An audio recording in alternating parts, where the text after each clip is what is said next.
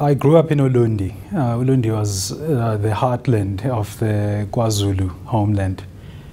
And it was a very interesting place, particularly in the early 1990s, because there was a lot of violence going on, but not in Ulundi itself. Sure enough, I mean, a few neighbors were killed in assassinations, but because of where it was, because it was the capital of KwaZulu, it was kept relatively quiet and relatively safe by the Zulu police. But an hour away, an hour's drive away, my cousins couldn't go to school in the early 1990s. And then later on, when I was in high school, an hour and a half from Ulundi, it was right before the transition to democracy.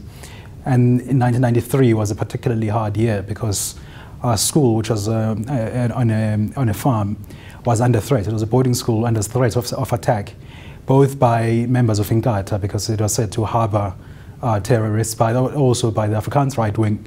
And when it was closed, I think I have memories of going back home to Ulundi and seeing Ulundi in upheaval in ways I hadn't seen it before, because there were all these political rallies.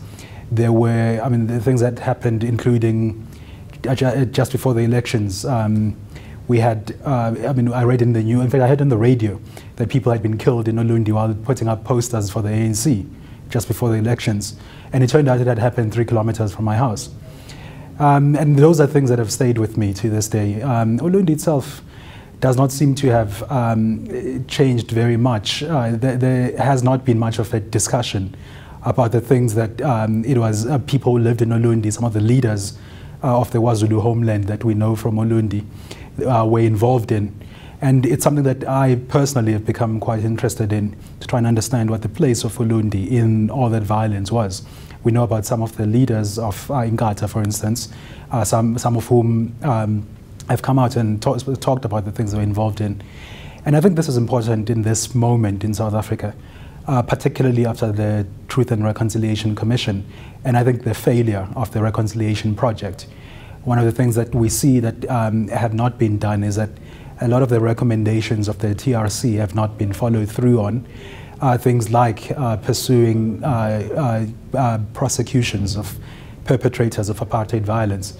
And I think we're at a point where we need to begin to really ask ourselves the hard questions we've not been able to ask, including questions of how do we actually investigate and how do we prosecute perpetrators.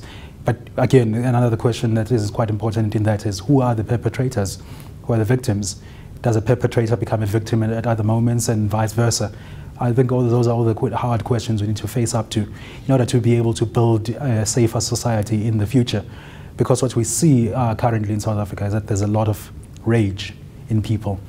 Communities are unsafe precisely because people carry a lot of damage, carry a lot of rage, and it manifests itself in the way people hit out at their children, at their neighbors, at their spouses.